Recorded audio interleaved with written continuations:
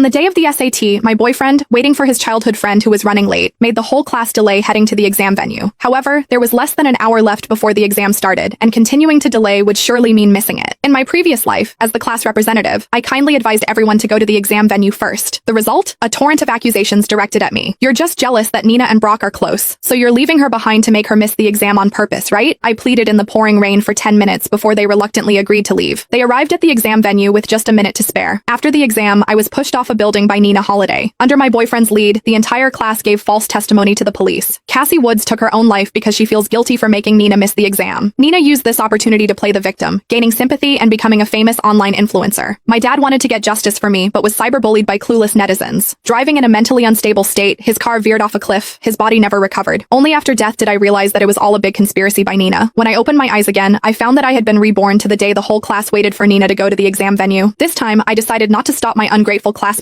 from suffering the consequences of their own choices. As I was pushed off the building, I heard Nina say in a triumphant tone, "Cassie, I knew I wouldn't get into a good university, so I showed up late on purpose. Only if you commit suicide out of guilt can I play the victim and gain more followers." Suddenly, the chilly raindrops hitting my face woke me from my daze. When I opened my eyes again, I found myself standing on the school field. Seeing my boyfriend, Brock Finch, arguing with the bus driver, I felt a surge of excitement. The next second, Brock glared at me and yelled angrily, "Cassie, you're so selfish. Nina's not here yet. Why can't we wait 2 more minutes?" All the classmates looked at me with angry expressions. "That's right, Nina's our classmate. How can we leave her? We won't get on the bus until Nina arrives." Their hostile gazes pained me. In my previous life, afraid that continuing to wait would cause everyone to miss the exam, I told the bus driver to take everyone to the exam venue first. As a result, my classmates treated me like their mortal enemy, even though I did it out of consideration for their futures. Brock pushed through the crowd and came to me, looking at me with disgust. He said, "Cassie, even though you're my girlfriend, I have to say that this is unforgivable. It's the SAT. If you make Nina miss the exam, you'll ruin her life." Brock's expression seemed to tell me that he wished I were dead. I clenched my fists and bit my lip hard. Only when my lip was bleeding did I relax my expression and say, "Since you're all willing to risk your future to wait for Nina, feel free to keep waiting. It's raining heavily, so I'll wait in the bus." I ignored the murderous looks of my classmates and went straight to the school bus. The driver looked at me with worry. "Based on my experience driving students to the exam venue, you'll definitely run late if you wait any longer. It's raining so heavily." But Brock merely scoffed and said, "Stop trying to scare us. I often take the road that goes to the exam venue. There's absolutely no way we'll run late." The driver could only sit back in the driver's seat sullenly. The students cheered in the rain as if they had just won a great victory, but what they didn't know was that I had already gained direct admission to the top university in the country, so whether I could attend the exam on time or not was not important to me. The reason why I chose to go with them to take the exam was just to experience the atmosphere. I wonder if they, who had not gained direct admission, would still be able to laugh an hour later. I called my dad with moist eyes and trembling hands. Remembering my tragic fate of being pushed down a building in my previous life and the scene of my dad driving off a cliff, I couldn't help but burst